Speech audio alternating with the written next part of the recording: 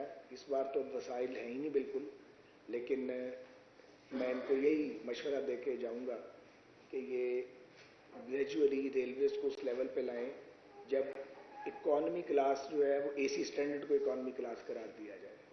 کیونکہ جس طرح کا پاکستان ملک ہے, یہاں پہ جب ونڈو کھلتی ہے سردی میں شدید سردی ہے اور گرمی میں لو چلتی ہے, اور اس سے مسافر جو ہے وہ کمفرٹیبل نہیں ہوتے, پھر مٹی اور گرد کا طوفان ہوتا ہے ٹرین کے اندر. تو اگر یہ بیچ میں یہ کھلواڑ نہ کیا جاتا پاکستان میں جو کیا گیا 17 میں, تو اور یہ نظام چلتا رہتا, تو ہمارا پلان یہی تھا کہ نیکسٹ 5 ایئرس کے اندر ہم اس قابل ہو جائیں گے کہ 80-90% جو اکانومی ہے اس کو ہم اے سی اسٹینڈرڈ کے اندر کنورٹ کر دیں گے. تو بہرحال اس وقت یہ 2 ٹرینز جو ہیں ان کو بھی ہم ہائی فائی ٹرینز بنانے کے لیے جا رہے ہیں, تاکہ گرین لائن پہ پریشر بہت ہے پیسنجرز کا, تاکہ ان کے لیے آپشنز ان کو مل جائیں کہ اس لیول کا سفر یا اس سے قریب اس کے لیول کا سفر جو ہے وہ باقی ٹرینز پر بھی ہو. دوسری گزارش یہ ہے کہ عید پہ اسپیشل ٹرینز اس بار بھی انشاءاللہ چلیں گی, اور سمر سیزن میں ہم سیزنل ٹرینز بھی پلان کر رہے ہیں چلانے کے بارے میں, جن میں عوام ایکسپریس, شالیمار اور بہاؤالدین زکریا شامل ہیں. سیزنل ٹرین, یہ موبائل کائنڈلی بند کریں جی. اس کے علاوہ امپورٹنٹ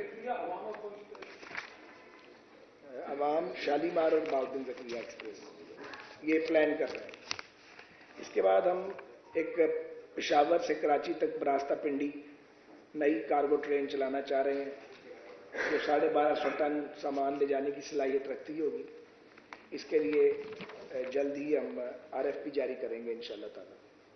بنیادی طور پہ بہت بڑا فائنینشیل کرائسس ہے. اتنا بڑا فائنینشیل کرائسس میں نے تو ریلوے میں پہلے نہیں دیکھا تھا, بہت ہی بڑا ہے. یعنی تنخواہیں دینا اور پینشن دینا, میں ہر بار بتاتا ہوں کہ وہ ایک مسئلہ بنا ہوتا ہے.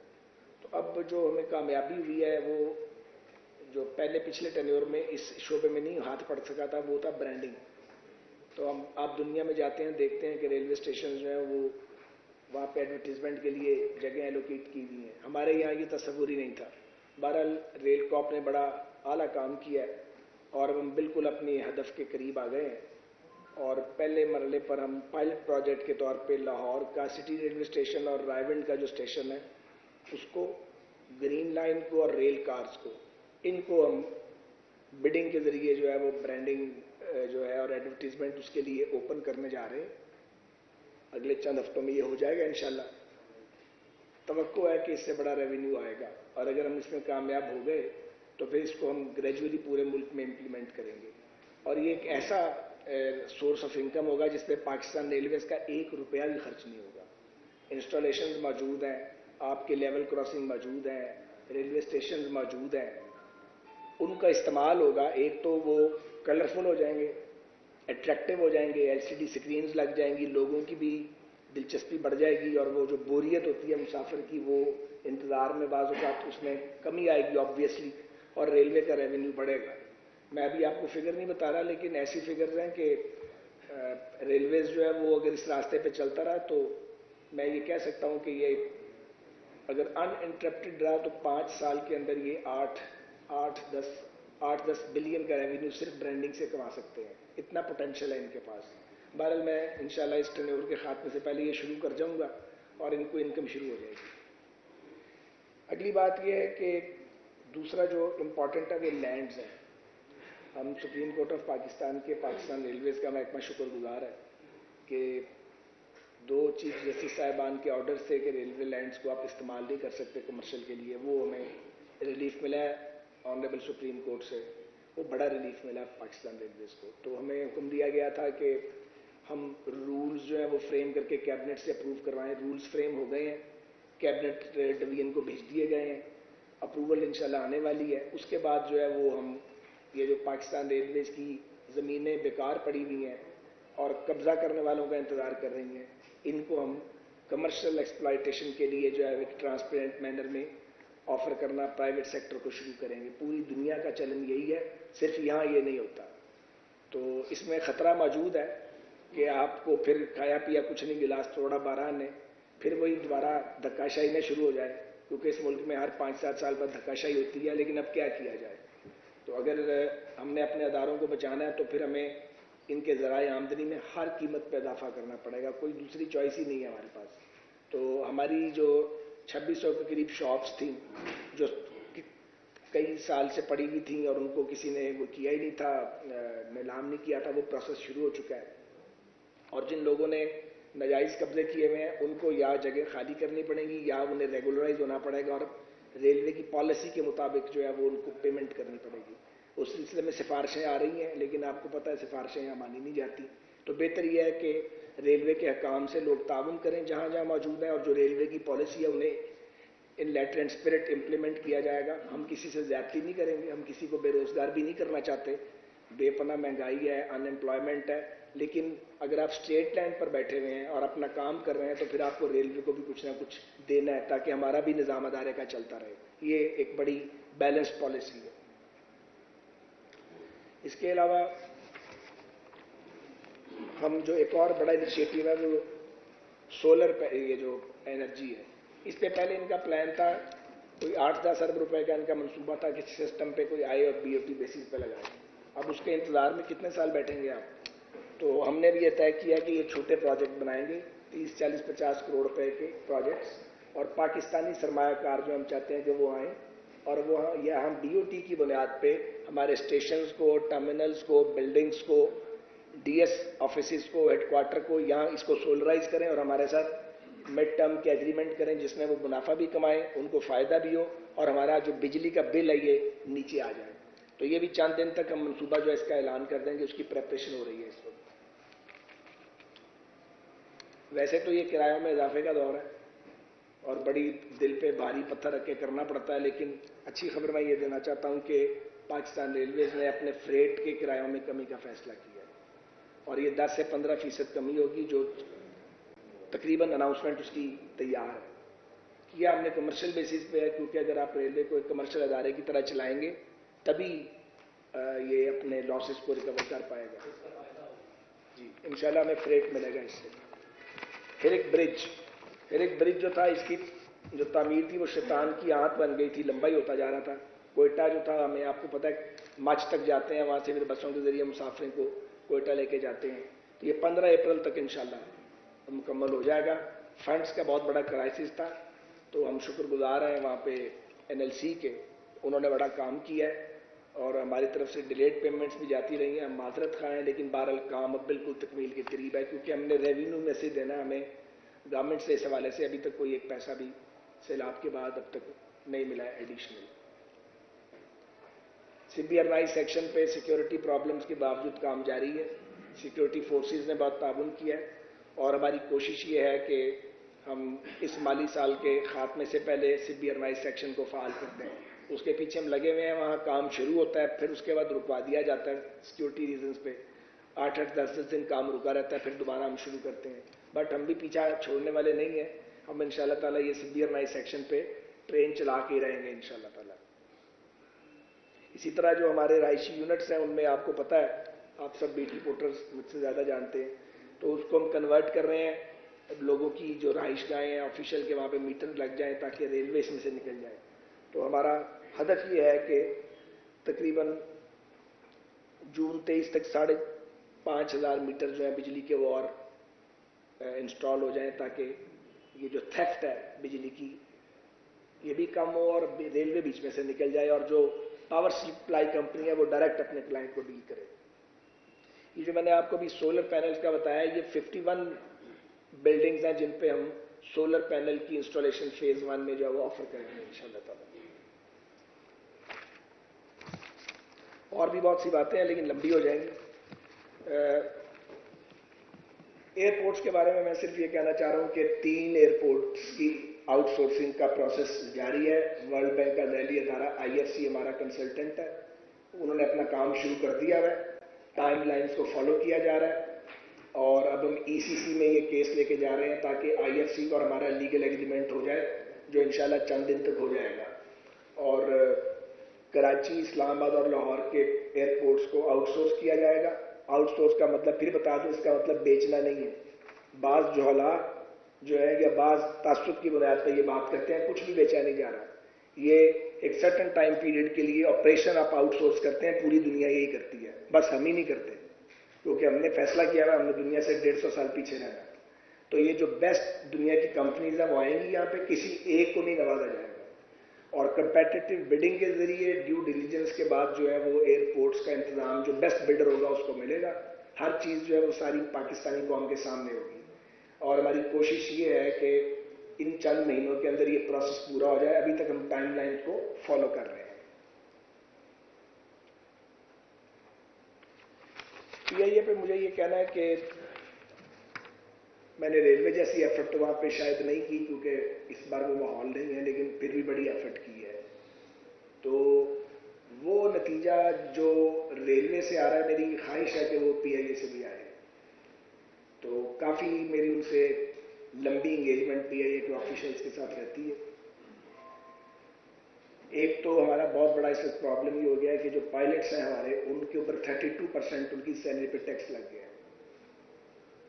हमने तनख्वाहें तो बढ़ाई हैं, लेकिन हम दुनिया की जो एयरलाइंस हैं उनका मुकाबला नहीं कर सकते। उनकी तो तनख्वाहें डबल है, उधर से 32% टैक्स लग गया है।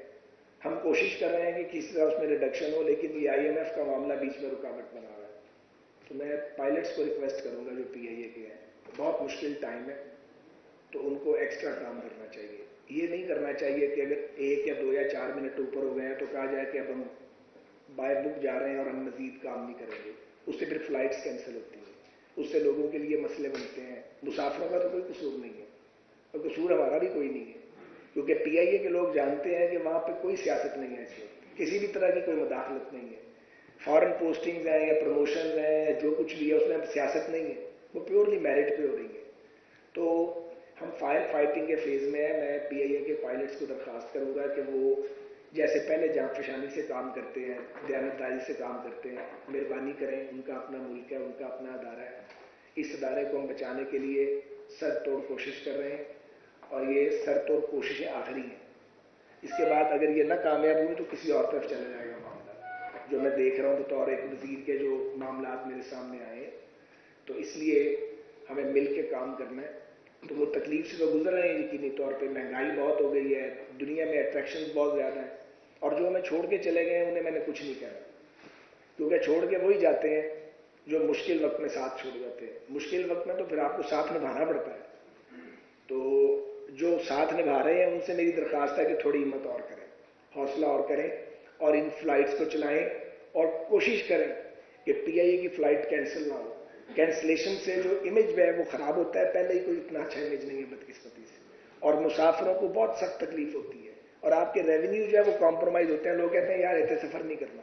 तो अगर आप चाहते हैं कि लोग वापस आ जाएं तो फिर पीआईए को फिर अपनी फ़्लाइट्स को कोशिश करनी है कि कम से कम कैंसलेशन हो। उसके लिए क्रू की अवेलेबिलिटी ज़रूरी है, और इस वक्त हमारी जेब में इतने पैसे नहीं है कि हम दुनिया की एयरलाइंस का मुकाबला करें। इस मजबूरी को समझें, और ये जो मेरी अपील है ये सभी के साथ है, दरख्वास्त है ये, और ये मैं अपनी ज़ात के लिए नहीं कर रहा, रियासत के लिए कर रहा हूँ, इस मुल्क के लिए कर रहा हूँ, एक बहुत बड़े कौमी अदारे को बचाने के लिए कर रहा हूँ।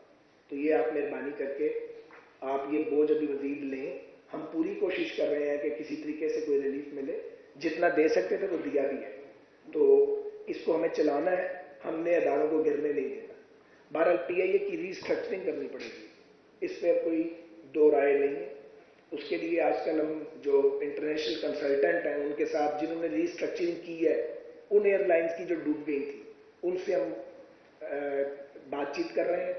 4-5 बड़े कंसल्टेंट्स में इंटरनेशनल, उनसे हमारी बातचीत हुई है, और बहुत जल्द जो है वो हम इसका एक तैयार कर लेंगे डॉक्यूमेंट, और फिर उसको एडवर्टाइज करेंगे, और वो फिर हमें बताएंगे कि किस किस शोबे को कैसे कैसे रीस्ट्रक्चर करना है, और उसका निज़ाम भी कोई इस तरह का बनाया जाएगा कि पार्शल पेमेंट्स होंगी कंसल्टेंट्स को, जो सक्सेस रेट होगा उसकी बुनियाद पे।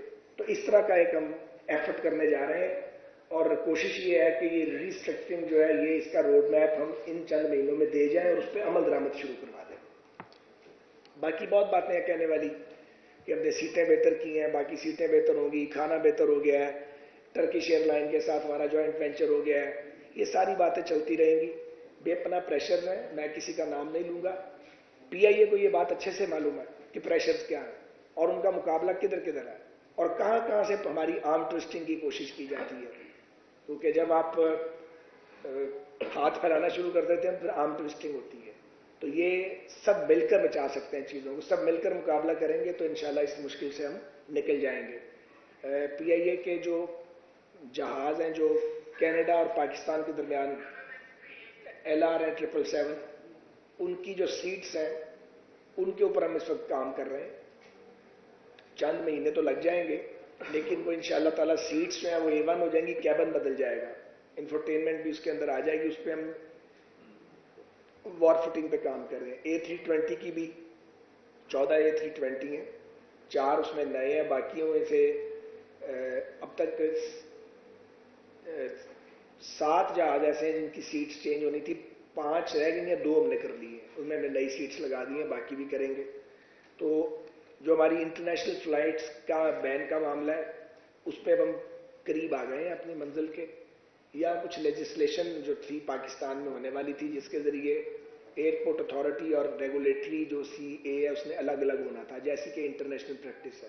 اس میں کچھ ایشوز تھے ڈپارٹمنٹس کے اندر آپس میں, ان کو ہم نے کافی حد تک ریزالو کر لیا. تو وہ لیجسلیشن جو جہاں کنسنسس ہو گیا وہ ہم کرنے جا رہے ہیں انشاءاللہ تعالیٰ. تو میرا خیال ہے کہ چند ماہ کے اندر ہم اس قابل ہو جائیں گے کہ پاکستان کی ایئر لائنز جو ہیں وہ UK کم از کم جانا شروع کر دیں گی, پھر اس کے بعد یورپ بھی اوپن ہوگا اس کے لیے. یہ تو تھی ڈپارٹمنٹس کے حوالے سے بات. ایک ٹرین کی ویڈیو وائرل ہوئی ہوئی ہے اور مجھے بھی کوئی 10-12 میسیج آ گئے ہیں. یہ ٹرین گجرانوالہ آپ سب نے بھی دیکھی ہوگی, گجرانوالہ میں رکی ہوئی ہے. اب آپ یہ بتائیے کہ دوسری طرف پلیٹ فارم ہے, تو بھائی پلیٹ فارم پہ اترو جب پلیٹ فارم موجود ہے, ادھر سے اترنے کی کیا ضرورت ہے. اور یہ ہمارا ایک عمومی رویہ بدقسمتی سے. اب گارڈ یا جو ڈرائیور ہے وہ لوگوں کو فزیکلی نہیں روک سکتا, تو جب پلیٹ فارم موجود ہے, پلیٹ فارم کے ساتھ گاڑی کھڑی ہے, تو آپ ادھر سے اتریں. جو طریقہ کار ہے بچوں اور خواتین کے ساتھ اگر آپ اتریں گے تو خدا نخواستہ گریں گے تو کوئی ہڈی ٹوٹ سکتی ہے, چوٹ آ سکتی ہے. تو کچھ مسافروں نے بھی خیال کرنا ہے کہ چڑھنے اور اترنے کا طریقہ کیا ہے. یہ میں واضح کر دوں کہ آپ سب کو پتہ ہے, شاید لوگوں کو پتہ نہیں ہے, سٹاپ 5 منٹ کا اور 4 منٹ کا ہو چکا ہے, پہلے 2 منٹ کا ہوتا تھا. یہ کچھ عرصہ پہلے ہی میں نے ان سے گزارش کی تھی کہ یار چڑھنے اترنے میں بڑی تکلیف ہوتی ہے, خواتین ہیں, بچے ہیں, بزرگ ہیں, تو انہوں نے مہربانی کی. ریلویز اب 4 منٹ اور 5 منٹ کا سٹاپ آلریڈی کر چکی ہے, کہیں بھی 1 یا 2 منٹ کا سٹاپ میرے علم میں تو نہیں ہے, کہیں نہیں ہے. تو یہ بات اب ہو گئی ہے. اب کوئی سوال کرنا چاہیں, کوئی اور بات کرنا چاہیں تو میں حاضر ہوں. خواجہ صاحب یہ بتا دیں کہ ریلوے کے جو کوچز ہیں اضافی کوچز بھی لگ رہی ہیں ٹرینوں میں. پہلے 9 اور 15 کوچز لگتی تھیں, اب 18 اور 20 کوچز لگ رہی ہیں. تو اکثر پلیٹ فارموں پر لوگوں کو اترنے میں دشواری کا سامنا کرنا پڑتا ہے. اس سلسلے میں آپ کیا کہیں گے؟ یہ بات ٹھیک ہے, اس میں کوئی شک نہیں ہے. مجھے کیا ضرورت ہے میں کسی چیز کو چھپاؤں. لیکن اب بات یہ ہے کہ آپ کے پاس رولنگ سٹاک کھڑا ہو, پیسنجر بھی اویلیبل ہو, آپ اس کو استعمال نہ کریں, اور حالات یہ ہوں کہ تنخواہیں دینے کے لیے مشکل آتی ہو, لوگ پریشان پھر رہے ہوں, تو پھر آپ کے پاس کوئی راستہ نہیں ہے. ہر وقت تم منگتے نہیں بن سکتے کہ جا کے وفاقی حکومت سے پیسے مانگتے رہیں. اس کے لیے کچھ پلیٹ فارم ہے جن کو بڑا کرنا پڑے گا. وہ منصوبہ ہم نے بنا لیا ہے, اس کے لیے وہ ٹائم لگے گا کیونکہ وہ پیسوں سے ہوتا ہے سارا کام. تو بات جائز ہے لیکن ابھی سے کچھ عرصہ برداشت کرنا پڑے گا. ریلوے کرایوں میں اضافہ کیا ہے پیچھے ڈیزل کے ساتھ ساتھ, لیکن اس وقت آپ کی 10 مارچ تک جو ارننگ ہے وہ ٹارگیٹ سے آپ 4 ارب روپے پیچھے ہیں, جبکہ دیکھا جائے تو جنوری تک آپ کا جو خسارہ ہے وہ 30 ارب روپے تک ہے, اور 5 ماہ میں باقی خسارہ کہاں تک پہنچے گا. ریلوے کے حالات اپنے پریویس دور سے اس دفعہ مختلف نظر آ رہے ہیں. وہ اس لیے مختلف نظر آ رہے ہیں کہ اگر بندرگاہ پہ کام نہیں ہوگا تو میں نے فریٹ اپنا کہیں سے کسی کا تو اٹھا کے نہیں لانا نا بھائی جان. ہمارا فریٹ کا کام ڈسٹرب ہوا ہوا بہت زیادہ, کیونکہ بندرگاہ پہ اس طریقے سے کام نہیں ہو رہا. وہاں پہ کام سامان آئے گا تو ہم اٹھائیں گے نا. لوکوموٹو موجود ہے, سٹاف موجود ہے, ٹریک موجود ہے, ہمارے پاس یہ فریٹ ویگنز موجود ہیں, ہر چیز موجود ہے. اب اگر مثال کے طور پہ ساہیوال کا کوئلہ ہے, اربوں روپیہ سال کا وہاں سے آتا تھا. اگر وہ جو کمپنی ہے وہ کوئلہ امپورٹ ہی نہیں کرے گی جو ساؤتھ افریقہ سے کرتی تھی, تو میرا تو رولنگ سٹاک کھڑا رہے گا, اور کھڑا رہے گا تو وہ ریونیو نہیں آئے گا. تو پرابلم یہ ہو رہی ہے کہ بندرگاہ جو ہے فنکشنل اس طریقے سے نہیں ہے, کیونکہ اس ڈالر کی کمی کی وجہ سے اس طرح کی امپورٹ نہیں ہو رہی پاکستان میں. یہ جو بھی معاملہ ریاست کا ہوگا, جو حالات ہوں گے, وہ تمام اس کے اداروں پہ اس کا اثر پڑے گا. ہم اس وقت جو پیسے کما رہے ہیں وہ پیسنجر میں سے کما رہے ہیں, اور فریٹ کے اندر جو ہمارا ٹارگٹ ہے وہ اس لیے پورا نہیں ہو رہا کہ فریٹ کے لیے سامان اویلیبل نہیں ہے. وہ سامان ہماری سب سے زیادہ بڑی انکم جو ہے وہ کراچی پورٹ سے ہوتی ہے, آپ سب کو پتہ یہ بات. पोर्ट चलेगी, वहां से वो फुल टर्म में काम करेगी, तो हमारे लिए कोई इशू नहीं है, हर चीज मौजूद है हमारे पास। अच्छा जी सर, ये आपके रेलवे का खसारा कितना हो चुका है, क्योंकि आप कोशिश तो कर रहे हैं लेकिन खसारा जो है वो कहाँ तक पहुंचा आवाम यार देखिए, सवाल ये है नहीं पहले एक एक करके करो ना, ये खसारा क्या है मुझे बताइए। ये जो खसारा हम हर वक्त कहते हैं, भाई रेलवे उन महकमों में शायद वाहिद महकमा है जो कमा के तनख्वाह भी देता है, कमा के पेंशन भी देता है, गैप गवर्नमेंट पूरा करती है और हम इसे खसारा कहते हैं। अगर और अदारे हैं तो उनकी पेंशन वो अदारे पे करते हैं, फेडरल गवर्नमेंट पे करती है टैक्स पेयर के पैसे से। यहां उल्टा काम है, यहां पे आपने पहले पैसे कमाने हैं, पैसे कमा के तनख्वाहें देनी है, पैसे कमा के 1.25 लाख पेंशनर्स को पूरा करना है। अब वो जो गैप है, वो गैप किसी ने पूरा करना है, वो फेडरल गवर्नमेंट करेगी, उसका नाम खसारा।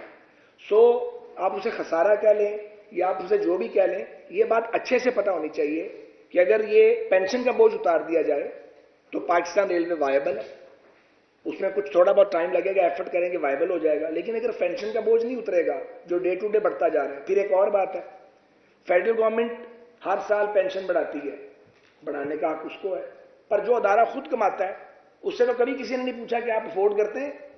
बाकी तो कमा के नहीं देते ना, रेलवे तो कमा के दे रहा है, और कभी किसी ने रेलवे के जीएम को या सेक्रेटरी को या किसी भी वजीर रेलवे को, किसी वफाकी हुकूमत ने पूछा कि हम ये बढ़ाने लगे हैं, तुम अफोर्ड करते हो? कोई पूछता ही नहीं है कभी। लेकिन जब वो बढ़ जाता है तो खसारा रेलवे के ऊपर आ जाता है, क्योंकि खसारा तो है वो। इमरान खान ने कहा कि अक्टूबर में तब्दीली आएगी, सूरत हाल बेहतर होगी। नहीं, किसी और को ये मौका देना, अब उनको देना। हो गई बात यार, आईन और पार्लियामेंट की पारदर्शी की हमेशा बात करेंगे। इस वक्त जो है इलेक्शन के मसले के ऊपर सुप्रीम कोर्ट ने एक फैसला किया है, लगता है कि हुकूमत जो है सुप्रीम कोर्ट के सामने जो है वो खड़ा होने के लिए तैयार हो गई। गुजारिश ये है कि बिल्कुल भी किसी अदालत के सामने खड़ा होने के लिए हुकूमत तैयार नहीं है, लेकिन आप ये नहीं कर सकते कि आप बीच में से एक चीज उठा लें और आइसोलेशन में कहेंगे ये हो गया। ये जो 30 अप्रैल के इंतखाबात की डेट दी गई थी, ये हम समझते हैं कि आइसोलेशन में है। इस तरह नहीं होता कि पहले किसी को रगड़ो, रगेदो, रियासती इदारे मिलके एक सियासतदान नुमा एक आदमी के साथ, तो वो उनको खराब करे, एक मुंतखब हुकूमत को गिरा दो साजिश के जरिए, जिसमें एस्टेब्लिशमेंट के अफसरान भी मौजूद हों, जजेस भी मौजूद हों, सहाफ़ी भी बाज मौजूद हों, और एक बेनिफिशरी बन जाए एक पार्टी, उसको इम्पोज कर दो, चलते हुए मुल्क को खराब कर दो, उनको चोर डिक्लेयर कर दो, फिर चोर साबित भी ना कर सको, जेलों में डाल दो, 1.5 2 साल उनके घर वालों को, उनको मेंटल टॉर्चर करो, उनके कारोबारों को तबाह करो, मुल्क की इकॉनमी का सत्यानाश कर दो, और उसके बाद अगर आपको एक आईनी तब्दीली के जरिए निकाला जाए तो फिर उसके बाद मजलूम बन के लोगों के सामने आ जाओ, मेरे साथ बड़ा जुल्म हुआ है जी, अमेरिका की साजिश थी, और फिर अमेरिकियों के जूते पॉलिश करने शुरू कर दो, वहां लॉबिंग फर्मों को हायर करो। तो ये जो इमरान और उसके सहूलतकार हैं, वो उनको ये बात नोट करनी पड़ेगी कि ऐसे नहीं होगा, ऐसे बिल्कुल भी नहीं होगा कि आप गुज़िश्ता से पेवस्ता बात ना करें। 2017 की पोजीशन पे पाकिस्तान को वापस जाना है लेके आपने, जिन जिन ने ये काम किया है, चोर चोर चोर चोर निकला कामा बीच में से, और क्या निकला? ब्लैक लॉ डिक्शनरी, और क्या निकला कि जी बेटे से तनख्वाह नहीं ली। नवाज शरीफ तो 3 बार प्राइम मिनिस्टर रहे हैं, चीफ मिनिस्टर रहे हैं, किसी प्रोजेक्ट में करप्शन निकालनी थी ना भाई। आज मैं हिसाब लगा रहा था, 19-20 साल हैं अपोजिशन के, मियां नवाज शरीफ के अपोजिशन लाइफ के। मुशर्रफ का दौर डाल लें, जब पीपीपी से हमारा झगड़ा था उनका दौर डाल लें, आप ये नकाब पोश मार्शल जो था इमरान का गैर एलानिया, उसको काउंट करें, 19-20 साल का अपोजिशन है, एक करप्शन का केस नहीं साबित कर सके यार कोई भी। आपको याद नहीं है कि ये नैब के अंदर रिटायर्ड सेशन जज लगा रहे थे जिन्हें हाईकोर्ट के जजेस की मराद देनी थी, और उनका टारगेट ये था कि हमें सजाएं दें और डिस्क्वालीफाई करें। ये भूल गए हैं लोग। दूसरी बात यह है कि सूबाई असेंबली बच्चों का खिलौना है। एक आदमी ने कहा असेंबली तोड़ दो, असेंबली टूट गई, किसी ने वजह बताई? किसी ने वजह पूछी? कोई सुओ वोटो हुआ उसके ऊपर? कुछ भी नहीं। एक आदमी ने हुक्म दिया, 2 वजीर आला जमीन पे लेट गए, जमीन चाटने लगे, उन्होंने तोड़ दी असेंबली। सूबों के अवाम के मैंडेट से खिलवाड़ किया आपने। अब आप चाहते हैं जो आप कहेंगे वही होगा, जो आप कहेंगे वो नहीं होगा, बिल्कुल भी नहीं होगा। اس لیے نہیں ہوگا کہ آپ فاشسٹ ہیں. میں عمران خان کی بات کر رہا ہوں. آپ فاشسٹ ہیں, آپ کا جمہوریت سے کوئی تعلق نہیں ہے, آپ آئین شکن ہیں. آپ نے ایک بار آئین توڑا, آج آپ کو آئین یاد آ گیا, آج پیٹ میں مروڑ اٹھنے شروع ہو گئے ہیں. ایک جھوٹی مقبولیت کا ایک وہ نیریٹو بنایا گیا اور یہ کلٹ فالوئنگ ہے, اور پاکستان کو کلٹ فالوئنگ کے حوالے نہیں ہونے دیں گے ہم. پاکستان انہوں نے بنایا, ہم نے بنایا پاکستان, ہمارے بزرگوں نے بنایا. ہم اپنی وہاں جائیدادیں چھوڑ کے آئے ہیں اور یہاں آ کے پھر صفر سے زندگی شروع کی ہے. چور اور مجرم بننے کے لیے نہیں بیٹھے ہوئے ہم یہاں پہ. اگر چوری کی تو دکھاؤ چوری کدھر کی ہے, کدھر کی ہے چوری, مجھے بتائیے. کیوں کہا چور, کیوں کہا سیسیلین مافیا. سیسیلین مافیا آپ خود تھے, آپ چیف جسٹس بن کے بیٹھے ہوئے تھے اور آپ رات کو جو تھے ملی بھگت سے آپ فیصلے کرتے تھے. جو یہ ہوتا رہا اس ملک کے اندر, کسی کو شرم آئی, کسی نے معافی مانگی قوم سے؟ انفرادی معافیاں مانگتے ہیں مل کے, انفرادی معافیاں. میں نام نہیں لینا چاہتا, تو میں نے ان کو کہا تھا انفرادی معافی نہ مانگے, پاکستان کی قوم سے معافی مانگے. مجھ سے معافی مانگے کیا فائدہ؟ میں تو جو خراب ہونا تھا ہو گیا, جیل کاٹنی تھی کاٹ لی, جو تباہی مچانی تھی مچا دی آپ نے, ملک کا بیڑا غرق کر دیا. اور اب کہا جاتا ہے کہ جناب والا عمران خان کو واپس لے آؤ. نواز شریف کو انصاف کس نے دینا ہے جی؟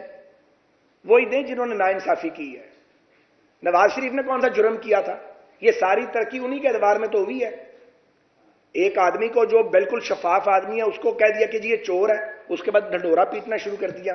ساری ایجنسیاں, ریاستی ادارے اسی کام پہ لگ گئے.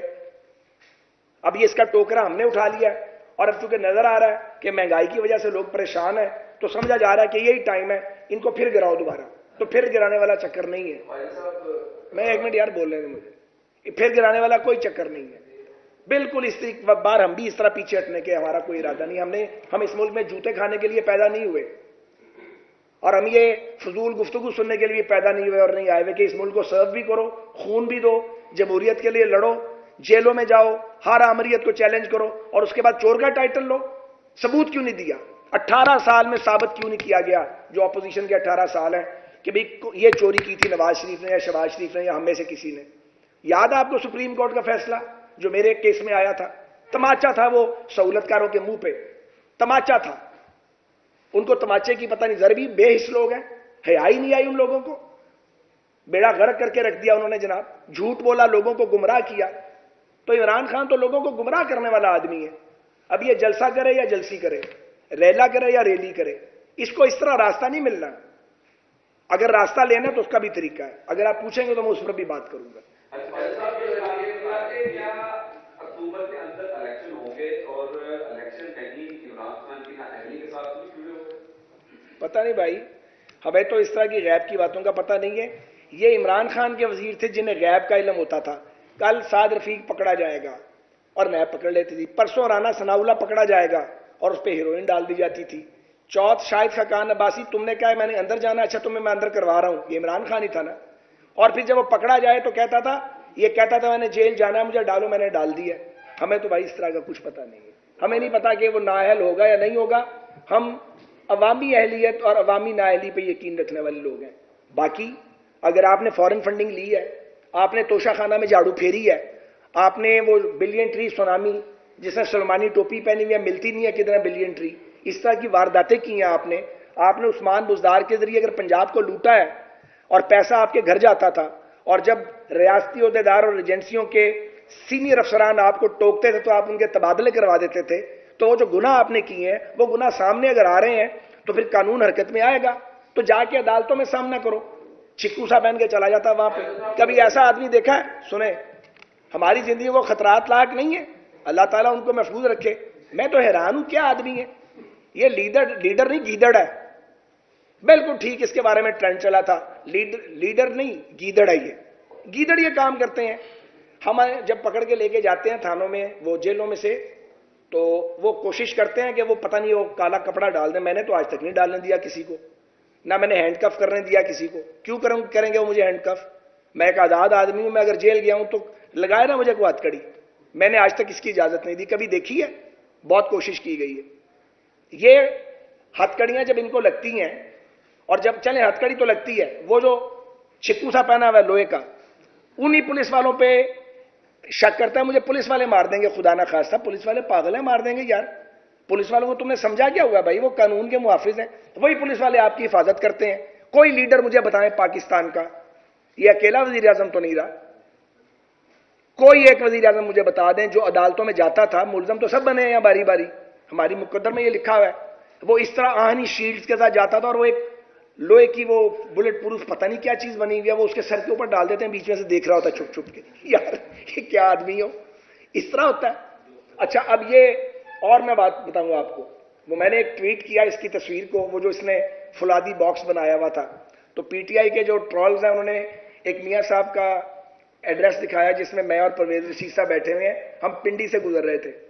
भाई जब हम इस्लामाबाद से लाहौर आ रहे थे तो ऑब्वियसली हमने बुलेट प्रूफ अरेंजमेंट करना था, बड़ा लंबा सफर था, लाखों लोग थे, और आप जलसे में डिस्टेंस मेंटेन करते हैं, जुलूस में आप डिस्टेंस मेंटेन कर नहीं सकते। ये जलसागाह में मीनार पाकिस्तान के मीनार के ऊपर चढ़ा हुआ था कि यार मुझे कुछ ना हो जाए, और बाकियों को खुला छोड़ा हुआ था। तुम्हारा नवाज शरीफ के साथ क्या मुकाबला है, वो लीडर है, तुम गीदड़ हो। वो तो अपनी बेटी का हाथ पकड़ के जेल काटने आ गया था और जेल काटी, हम रोकते रह गए। तुम 2 दिन नहीं काट सकते, भागता फिरता है, फांसी जमानत दे दो, कभी अदालतों पर चढ़ाई करता है, लोगों को इंसानी ढाल के तौर पर इस्तेमाल करता है। ये कोई आदमी है? मैं तो हैरान हूं उनकी अकल पे जिन्होंने इसे लीडर माना हुआ है। एक डॉन की तरह बिहेव करता है, गैंगस्टर की तरह।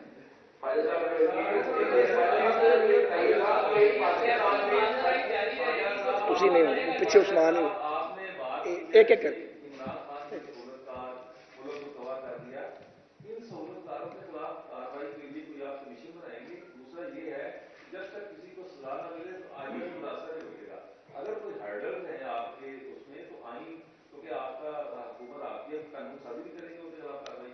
इसी में ऐड कर रहे हैं कि इस वक्त जो इत्तेहादी जमातें हैं वो सारी की सारी वो हैं जो हमेशा ये इल्जाम लगाती रही हैं कि उनको इदारों ने निकाला, वो फौज हो या अदलिया हो, इन पे रेजर्वेशन नहीं है। तो इनके लिए रिफॉर्म्स के लिए, और जिसे हम साधारण लफ्ज़ों में गोशमाली कहते हैं, अगर वो गोशमाली आप लोग नहीं करते तो आपका स्टांस फिर क्या रह जाता है? ये बड़ा अच्छा सवाल है और मुझे खुशी भी है कि आपने ये क्वेश्चन किया, और ये बड़ी रेलेवेंसी है इसकी। अब इस पे एक जरा संजीदा बात करते हैं। रिफॉर्म्स तो पार्लियामेंट करेगी, इसमें कोई शक नहीं है। रिफॉर्म्स उसी वक्त होंगी जब सारी सियासी जमातें पसंद है या नापसंद है, वो एक जगह पे बैठ के बात करेंगी। एक जगह पे बैठ के बात करने का माहौल नहीं है। हमने बहुत माजी में कोशिश की है, हमने चार्टर ऑफ इकोनॉमी की शक्ल में कोशिश की, हमने फैटफ के कवानीन पे अपोजिशन में थे, ताउन किया, हमने 12 कोशिश की कि मिलकर किसी तरह पार्लियामान को मजबूत करें। अगर पार्लियामेंट पे हमले सियासतदान खुद करते रहेंगे तो फिर आप किसी की गोशमाली नहीं कर सकते। पाकिस्तान में जमहूरियत वैसी मजबूत कभी भी नहीं थी आज समेत जैसी जमहूरियत चाहिए पाकिस्तान को, यही सच है और इस पर पर्दा नहीं डाला जा सकता। लेकिन जमहूरियत को कमजोर सिर्फ एस्टैब्लिशमेंट या अदलिया के बाज लोग नहीं करते, हम भी करते हैं। जब हम आपस में फाइट करते हैं और बेरहमी से लड़ते हैं और इक़्तिदार के लिए हम उन्हीं अदारों पर पिल पड़ते हैं जो अदारे हमें प्रोटेक्ट करते हैं या जो अवाम के राइट्स को महफूज करते हैं, वो पार्लियामेंट है। पार्लियामेंट तभी मजबूत होगा जब सियासी जमातें ये समझेंगी कि उन्होंने ग्रोही मुफादात से ऊपर उठ के बात करनी है, एक दूसरे से बात करके रास्ता निकलेगा। बात करने का माहौल नहीं है, और ये माहौल मैं बार बार कहूंगा तकरार से, हमने खराब नहीं किया। हमने हमेशा बात करने की कोशिश की है। हमने माजी में गलतियां की थी, हमने और पीपल्स पार्टी ने, हम सीख गए थे, हमने चार्टर ऑफ डेमोक्रेसी कर लिया था। बिसाके जमहूरियत के बाद कोई गलती जरूर हुई होगी, लेकिन शौरी तौर पे दानिस्ता गलती नहीं की कि जमहूरियत को नुकसान पहुंचे। तो ये आ गया बैरूपिया बीच के अंदर। जब तक ये जमीन पे नहीं उतरता और इसके फॉलोवर्स, उन्हें बात समझ नहीं आती तो कश्ती हचकोले खाती रहेगी। बात इनको समझ आनी चाहिए।